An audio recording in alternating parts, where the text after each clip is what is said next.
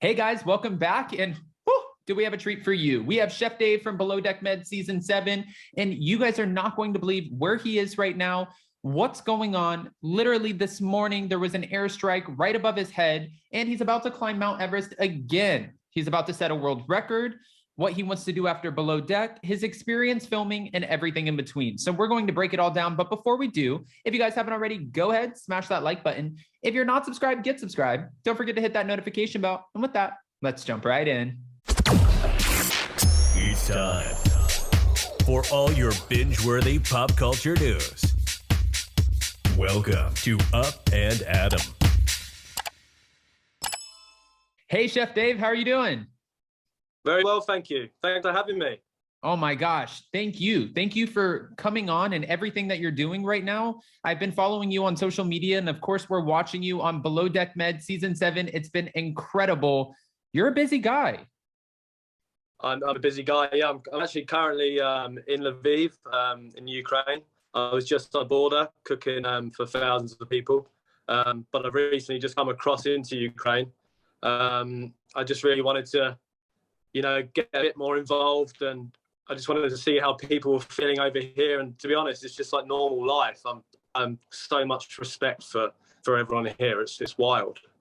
I mean, it's insane, but so admirable what you're doing, because while so many people are fleeing right now, and I, again, was watching your social media, and you're driving in as everyone is exiting Ukraine because you're trying to help make meals for people who don't have food right now.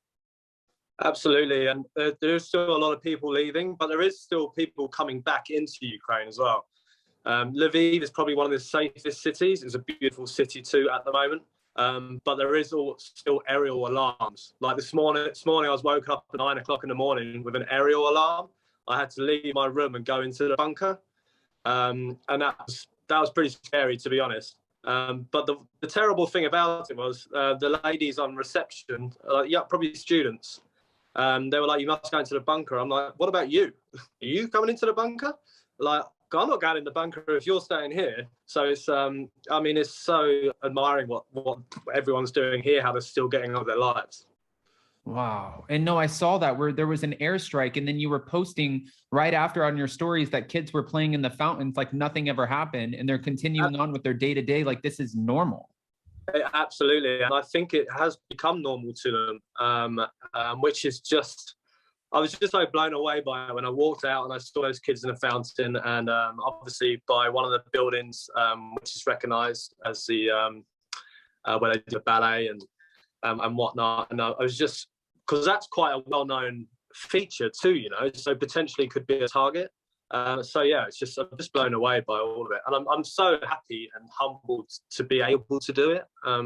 It really brings you down to a level, Obviously, I work on super yachts, and we see so much money being thrown around, and I'm so grateful to be able to come here and just be put grounded, grounded onto a level. Absolutely. And I think it's great right now. We're watching you on Below Deck Med Season 7, and Captain Sandy, she's an incredible captain, but she doesn't just hand out compliments all the time. And for you, she's calling you not only a chef, but an artist of your craft, which is amazing to see Captain Sandy kind of pass out those sort of compliments again, because she doesn't do it so often. For you, I wanted to kind of lead into this asking you, how has your experience been since filming the show and working with Captain Sandy? It's a work with Sandy. I enjoyed it. I feel that she managed me very well. And again, I was blown away by her compliments. Super grateful for that. I just wanted to work as hard as I could. Obviously, I had a few distractions. So I would just get up as early as I could. I was still exhausted. I wasn't sleeping too well at the time. So yeah, I just wanted to show everyone what I could do in that tiny little space, and prove Sandy right. So in the end, I just wanted to make Sandy proud, So Absolutely. That was the plan. Absolutely. And for you, it had to have been different because I don't believe you have a career in reality television or that you had one before this. So now all of a sudden you're not only doing your craft, something that, you know, you love so much, but you have a ton of cameras in your face. You have a relationship that's being exposed in front of the cameras that you guys went onto the show trying to kind of keep under wraps. This is a lot. This is a lot of stress. I could see why you weren't sleeping. Yeah, there was a lot going on. It was so hard. It was so hard. I've got to be careful what I say here. It was so hard to balance it. And when I'm in the kitchen in the galley, like I love it. I love the adrenaline, and like I just love being involved in it. It's my passion. And then, like you say, throwing in the cameras in the mix, and there's just no you time. So it was that added pressure and then that added anxiety, and it was like a kettle ready to explode. Ready to. I love that. All right. Well, I don't love that. I don't love that for you, but I get what you're saying. And, you know, I know that we can't expose too much because we still have to watch the rest of the season. And I know you're not allowed to talk about what we haven't seen yet, but I do have a question for you because you and, you know, Natasha made the decision going into filming that you were going to not tell production that you were dating from what we could see, or that you guys were in some sort of relationship. If you could go back and change that, and you could have been upfront about it, would you have done anything different? I would have 100% loved to have been upfront about it. Honestly, it was eating me alive, lying about it. But like I said, when we were together I'd only known her for a month prior. A month on a yacht is like a year. People who don't work on yachts, they don't know it. So we were spending 18 hours together a day. For a month, like 24/7 pretty much. So you just get to know each other and you're around each other so much. So I obviously was falling for her quicker than she was falling for me. But so yeah, so when we came to that agreement that we wouldn't say anything, like yes, I would 100% have loved to have just gone on there together, you know. I would have loved that. Right. And I do have a question for you too. When it came to you being casted on the show, how did that process happen? Because it's not very often that two people are working on a boat prior and then they both get cast on the same show. It's kind of crazy that happened that way. It was really bizarre because, like I said, I hadn't met Natasha before. I was coming into the final interview of whether I was going to get the job on Below Deck. And basically, I think it happened around mid-August, maybe, I think, when we weren't allowed to say anything to each other, but we both knew that we were going on. And then eventually, it kind of came out. We got talking about it, and it just so happened that we both let it slip. So we eventually both knew, but we had no idea. We had no idea what. And I'm not even sure if casting knew either. I'm not sure, but I know that we posted a few stories. When it was my birthday, we posted a story together. When we had the celebration, we made a cake or whatnot, but we were on charter. So like we weren't boozing or nothing. We were busy on charter. But that's when it started. Maybe they knew then that we were working together. I'm not sure. Or even when we did our final interview, we would have had our uniform on. It could have been something like that. So it was all very last minute. Okay. And let's be honest too, production, they're very smart. So I'm sure that there are little tidbits and signs that they can piece together and be like, oh, wait a minute, there's something going on here. But I also wanted to ask you, you know, going on to a super yacht with cameras in your face, again, it's very different than just doing your job without having a whole production crew there and filming a reality TV show. For you, would you ever do this again? Was this experience worth it in the sense that you're like, this really impacted my life in a positive way? Yes, I would do it again. I would love to have the cameras around. To be honest, I would 100% do it again. As you'll find out, it's a really tough journey for me. But I'm so strong now. I've come out so much stronger mentally. It was a really, like, I mean, I climbed Everest, you know, like that's a challenge, but this was like doing it again mentally. It was really, really tough for me. But I would 100% do it again. I would love to do it again. And you're about to, since you said you climbed Everest, you're about to climb Everest again in 2023? Yeah, so I did the north side before, and then I got a cyst on my spine at like 7,500 meters. Oh, So I had to make a decision to turn around. So last time I didn't summit on the north side, but this time I'm going to go to the south side and raise awareness for mental health. And in the mix, I'm going to try and do the highest dinner party there's ever been. So it'll be a dinner party for 10 people at 8,000 meters in the death zone. And that's going to be a new record. The record at the moment is 7,056, which was done on the north side. see, and when I say that you're a busy guy, I feel like that's just like the understatement of the century, because you're focusing on, giving back and mental health and setting records. You're, right now making food for people who don't have food in the middle of just a crazy situation with airstrikes, and it's devastating. This, I could see where there would be a lot of emotions for you. I mean, this is just overwhelmed. I'm overwhelmed talking about it. I honestly, I feel like boys should cry too. Like I'm not ashamed of it. And for me to let my emotions out, it like I say again, grounds me. It puts me on a level ground. So if I'm ever feeling anything emotionally, I want to let it out. I want to just tell the world and everything I'm doing for mental health. I've struggled with depression and anxiety. And I know how it feels. And I'm blessed to have friends around me who've pulled me out of sticky situations. So that's why I'm trying to do all this stuff, because when I'm busy and I'm doing new things and I'm trying to inspire others and trying to let people know that it's fine. Boys cry too. It's not a problem. So that's why I'm just doing all this. I want to keep moving forwards and just keep moving, keep going on this journey. Absolutely. Absolutely. And we respect you so much for it.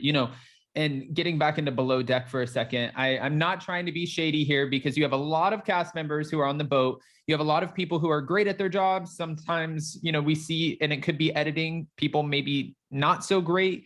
If you had to choose one of let's say the weakest link on the cast from what we're watching right now, so I don't want to spoil anything and talk about anyone who got fired or didn't get fired, but the weakest link from what you could see being in the galley, who would you choose? Right. So the thing with the galley is you see everything. Everyone comes in there, has a little moan, has a little grumble, has a little bit of gossip, and you've got the window in the galley, right? So I see everyone. I see who goes downstairs into the galley, makes tea, has tea breaks, little snack breaks. So I know for a fact the person who's doing less work at the moment, unfortunately, is definitely Reagan. Oh. Reagan, the weakest link, I'm afraid, from what I can see. I feel like everyone else just doesn't have time to have a break, but she is finding time somehow. Yeah, she had a few breaks. She had smoke breaks, eating breaks, drinking breaks. Yeah, she did. I mean, listen, I spoke with Kyle yesterday. He was absolutely amazing, and he said the exact same thing. So obviously there's a trend here. We're sorry, Reagan. Maybe you were just given the wrong position. I'm sorry. I don't want to point fingers, but I mean, even where we had got so many provisions on board and we just had nowhere to put them, there wasn't much space on board Mow Your Home. So that gangway is always just full of stuff. I even saw her sit down there at one point, I think, and I was just grafting away, like, don't even have time to breathe. And I saw her just casually stroll past. I'm just like, what's going on here? It's terrible. I'm in the wrong job, clearly. You're like, I have to be a bosun here. No, but yeah. Well, I'm sure Mario wasn't like that. But. Now, for you, obviously, you can do what you do in a kitchen, at a restaurant, or on a super yacht. After this, say, one day you don't want to work on super yachts anymore. What's your passion? What's your goal next? Where do you see yourself in 5 years? I would love to have some sort of extreme sports cooking show, like going around, traveling the world, jumping out of a helicopter or base jumping off of a bridge and then going foraging for some mushrooms and then cooking up a storm in Morocco or something like that. That's the goal. But the goal is just to help people, inspire people. I want to do a lot of work around in the UK as well. And I mean, I opened a couple of restaurants, and then that didn't work out for me because of COVID.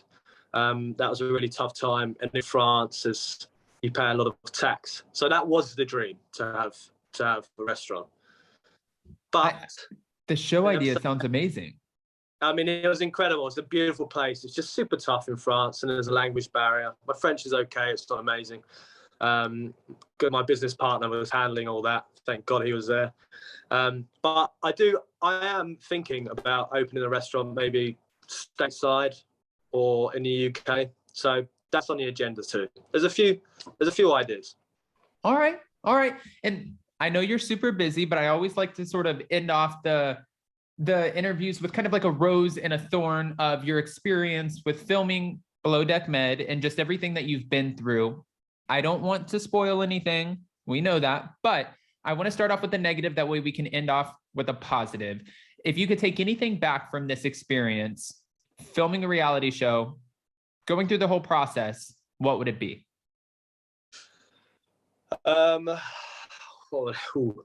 To be honest, I'm glad I met Tash, because I still think she's a great person, regardless of what happens there. I still think she's a wonderful girl. So in that sense, probably go on there not knowing anyone previously is probably a pro. Yeah, I would definitely go on there not knowing anyone before. Okay. And then the biggest takeaway for you from this experience, the most positive part that impacted your life, what would that be?